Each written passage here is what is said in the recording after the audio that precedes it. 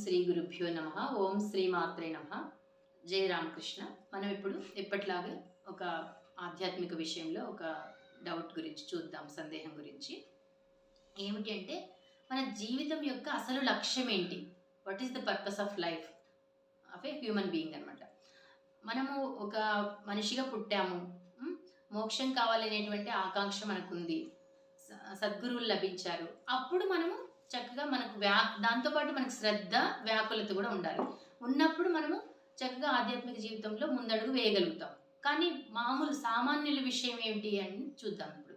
So కాబట్టి సామాన్యులు అందరూ కూడా ఎలా ఉంటారు? వాళ్ళకి ఏదో ఒక జాబ్లో సెటిల్ అవ్వడము, పిల్లలు సెటిల్ అవ్వడము, ఇంకా ఇంతే, అంతకు మించి లక్ష్యం అనేది ఏమి ఉండదు. అది నువ్వు డాక్టర్ అవ్వచ్చు, ఐఏఎస్ ఆఫీసర్ అవ్వచ్చు, ఎంత పెద్ద ఉద్యోగం చేసే వాళ్ళకైనప్పటికీ కూడా ఇంకా ఇంకా దాంట్లో ఏదో ప్రమోషన్స్ తెచ్చుకోవడం కోసమో, లేకపోతే ఇంకా ఇంకా డబ్బు సంపాదించడం కోసమో, ఇంకా ఇంకా ఆస్తులు కూడా పెట్టుకోవడం కోసం ఇదే మన లక్ష్యం అని బతికిస్తున్నాం. కానీ అది అసలైన లక్ష్యం కాదు కదా. ఎవరైనా సరే భగవంతుని మార్గంలోకి వెళ్లాల్సిందే, భగవంతుని సాక్షాత్కారం పొందాల్సిందే. మానవ జీవిత లక్ష్యమే భగవంతుని సాక్షాత్కరింప చేసుకోవడము. అయితే అది మనము సామాన్యులు ఒక చిన్న లెవెల్లో చేస్తుండొచ్చు, గురువులు మహర్షులు వాళ్ళు మొత్తం జీవితాన్ని దానికి దారిపోస్తూ ఉండొచ్చు. కాబట్టి దీనికి ఒక చిన్న స్టోరీ చెప్పుకుందాము. ఎందుకు మనము డైవర్ట్ అయిపోతున్నాము, ఎందుకు మనము ఈ లక్ష్యం వైపు ఎందుకు ముందడుగు వేయట్లేదు, మనకున్న ప్రాపంచిక సమస్యలతోనే ఎందుకు కొట్టుమిట్టాడుతూ జీవితాన్ని చాలించేస్తున్నాము అనేది మనం చూద్దాం. ఒక ఊర్లో ఒక పల్లెటూరులో ఒక బాబు ఉంటాడు. వాళ్ళ మదర్ ఏం చేస్తుందంటే, పట్టణానికి సరుకులు ప్రొవిజన్స్ తీసుకురావడానికి ఒక లిస్ట్ ఇస్తుంది. పెద్ద లిస్ట్ ఇచ్చి దానికి తగ్గట్టుగా అమౌంట్ ఇచ్చి, వెళ్ళు బాబు నువ్వు వెళ్ళి ఆ ప్రొవిజన్స్ అన్ని తీసుకుని రా అని చెప్తుంది అనమాట. చెప్పినప్పుడు ఏం చేస్తాడు ఆ బాబు, సరే మీకు అందరికీ తెలిసిన విషయమే కదా, పల్లెటూర్లలో ఒకటే బస్సు ఉంటుంది. మార్నింగ్ వచ్చిందంటే అది అందులో ఎక్కి వెళ్ళిన వాళ్ళు మళ్ళీ ఈవినింగ్ రిటర్న్ అవుతూ ఉంటారు అదే బస్సులో. ఆ బస్సు మిస్ అయిందంటే ఇంకా వాళ్ళకి ఇబ్బంది అవుతుంది, ఇంకా ఊరు చేరుకోలేరు అనమాట. అలాగా ఈ బాబు కూడా ఒక సరుకుల లిస్టు తీసుకొని పట్టణానికి వెళ్ళాడు. వాళ్ళ మదర్ దానికి తగ్గట్టుగా అమౌంట్ ఇచ్చింది, అంతా ఓకే. అయినప్పటికీ ఆ బాబు ఏం చేశాడు అంటే, అక్కడ దిగిన తర్వాత అక్కడ ఏవేవో ఆకర్షణలన్నీ చూసేశాడు. అదేదో ఒక ఎగ్జిబిషన్ ఉంది, అందులో జైంట్ వీల్ ఎక్కాలని, ఇంకా అన్ని ఏదో ఒకటి ఇక్కడ పట్టణంలో పల్లెటూరులో లేని విషయాలన్నీ అక్కడ ఉంటాయి కాబట్టి అన్ని విషయాల్లో టైంపాస్ చేసేస్తూ ఆ రోజంతా గడిపేశాడు. అప్పుడు ఆ అబ్బాయికి గుర్తొచ్చింది, ఈవినింగ్ అయిపోయింది, నా లాస్ట్ బస్ వెళ్ళిపోతుంది, ఈ బస్ నాకు దొరకలేదంటే నేను ఇంక ఈ ఊర్లో ఉండిపోవాల్సి వస్తుంది, చాలా కష్టమైపోతుందని భయపడి అప్పుడు పరిగెత్తొచ్చి ఆ బస్సును పట్టుకొని ఎక్కుతాడు. కానీ తను ఏం చేశాడు, మొత్తం డబ్బులని ఖర్చు పెట్టేశాడు. అక్కడ ఉన్న అట్రాక్షన్స్కి వాటికి ఖర్చు పెట్టేశాడు. తను వాళ్ళ మదర్ చెప్పినటువంటి ప్రొవిజన్స్ లిస్టు కొనుక్కోలేకపోయాడు. ఓన్లీ ఆ లిస్టు తోటి మళ్ళా ఎక్కి వచ్చేసాడు. ఇట్లా అక్కడ వాళ్ళ మదర్ ఏం చేస్తుంది, చీకటి అయిపోయింది, వీడు ఇంకా రాలేదు బాబు అని చెప్పేసి చేతిలో బెత్తం పుచ్చుకొని రెడీగా ఉంది. సేమ్ అదే సమస్య మనం కూడా అనమాట. మనం భగవంతుని దగ్గర నుంచి వచ్చేటప్పుడు, తల్లి గర్భంలో ఉన్నప్పుడు ఆ శిశువు యొక్క ఆక్రందన అసలు ఎవరు ఊహించలేరంటండి. అది ఎప్పుడు కూడా ఆక్రోశిస్తూ ఉంటుందంట ఆ శిశువు. ఇంత మురికి కూపంలో ఉన్నానే, నేను మళ్ళా జన్మ తీసుకోను తండ్రి, నేను భూమి మీదకి వచ్చిన తర్వాత నిన్నే తలుచుకుంటూ ఉంటాను, నిన్ను తలుచుకొని నిన్ను చేరుకుంటాను, ఇంకొకసారి నాకు ఈ గర్భవాసం ఇదంతా వద్దు అని అంటుందంట. కానీ ఎప్పుడైతే భూమి మీదకి పడి క్యారమనిందో బిడ్డ, ఇంక అప్పటి నుంచి మళ్ళీ మాయా ప్రభావంలో పడిపోతుంది అనమాట. కాబట్టి మనం కూడా అంతే, ఇక్కడికి వచ్చాము లైఫ్ పర్పస్ భగవంతుని సాధించుకోవాలి అనే ఉద్దేశంతోనే వచ్చాము. అయినప్పటికీ ఇక్కడ మనం ఈ జాబ్లని ఇదని అన్ని మిగతా ప్రాపంచిక విషయాల్లో పడిపోయి అది ఎలా ఉంటుందంటే, ఇప్పుడు రేపు ఇంగ్లీష్ ఎగ్జామ్ ఉందనుకోండి, మ్యాథ్స్ ప్రిపేర్ అయ్యి వెళ్తున్న స్టూడెంట్ లాగా ఉంటుందన్నమాట. పక్కోడు చెప్తాడు, బాబు మ్యాథ్స్ కాదురా బాబు ఉండేది, ఇంగ్లీష్ ఎగ్జామ్ ఉంది అంటే కూడా వాడు వినే పరిస్థితిలో కూడా ఉండడు అనమాట. లేదని చెప్పేసి వాడు టైం వేస్ట్ అయిపోతుందని ఇంకా ఇంగ్లీష్ ఎగ్జామ్కి ప్రిపేర్ అయ్యి ఎగ్జామ్లోకి వెళ్ళి తెల్లమొహం వేస్తాడనమాట. అట్లా ఉంది మన పరిస్థితి కూడా.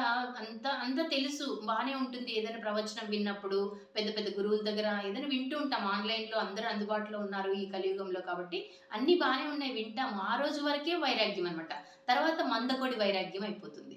ఆ వైరాగ్యము ఆ రోజు ఉండొచ్చు, లేకపోవచ్చు. లేదా శ్మశాన వైరాగ్యము, ప్రసూతి వైరాగ్యము, ఇవన్నీ ఉన్నాయి కదా. పక్కన ఎవరైనా తనువు చాలించేశారు, చనిపోయారు అనుకోండి, అప్పుడు చాలా గొప్పగా మాట్లాడతాం మనం. ఏముందండి జీవితం ఉన్నాళ్ళ ముచ్చట, ఇక్కడికి వచ్చింది భగవంతుని తెలుసుకోవడానికి, అన్నీ మాట్లాడతాం. కానీ ఎందుకు మనం ప్రయత్నం చేయడం లేదు అంటే, ఈ మాయ ప్రభావము కలికాలంలో ఇంకెక్కువ ఉంటుంది కాబట్టి ఎక్కువ మంది ఏ మార్గంలో వెళ్తున్నారో అదే కరెక్ట్ అని అనుకుంటాం. అక్కడే వచ్చిందనమాట చిక్కంతా కూడా. కాబట్టి మనము ఆ బాబు ఎట్లా అయితే తను వెళ్ళిన పర్పస్ని మర్చిపోయాడో మనం కూడా ఈ భూమి మీదకి వచ్చి మన పర్పస్ ఆఫ్ లైఫ్ని మర్చిపోయి లైఫ్ లీడ్ చేస్తూ ఉన్నాం. అందుకే చూడండి, కొంతమంది వృద్ధాప్యంలో కూడా ఏవో డిగ్రీలని అవన్నీ ఇవన్నీ చదువుతుంటారు. అదే గొప్ప అనుకుని మన న్యూస్ పేపర్స్లో కూడా వేస్తుంటారు, వీళ్ళు ఇంత వయసులో ఇన్ని డిగ్రీలు సాధించారని. అదంతా గురువులు దాన్ని చూసి నవ్వుతూ ఉంటారు అనమాట. ఇదంతా టైం వేస్ట్ ప్రాసెస్ కదా, కనీసం దాని బదులు ఒక రామాయణం గురించో భాగవతం గురించో రీసెర్చ్ చేయొచ్చు కదా వాళ్ళు అని అంటూ ఉంటారు. అయితే వాళ్ళకి అది తెలియట్లేదు. ఎందుకంటే ప్రపంచం దృష్టిలో గొప్పవాళ్ళు అవ్వాలని తాపత్రయం అందరికీ కూడా. ప్రపంచం నిన్ను గుర్తించాలి, ప్రపంచం నిన్ను గుర్తించాలి. ఏ రకంగా గుర్తిస్తారో ఆ ఆపసోపాలు పడిపోయి వాటన్నిటిలో ఇన్వాల్వ్ అయిపోయి టైం అంతా వ్యర్థం చేసుకుంటూ ఉంటారనమాట. ఎవరైనా మాలాంటి వాళ్ళు కొంచెం చిన్న తక్కువ వయసులోనే ఈ మార్గంలోకి వెళ్తే కూడా ఎందుకు వీళ్ళు ఇలా టైం వేస్ట్ చేస్తున్నారు అని కూడా అనుకుంటారు కొంతమంది. సో కాబట్టి కలి ప్రభావం అనేది ఎక్కువగా ఉంటుంది.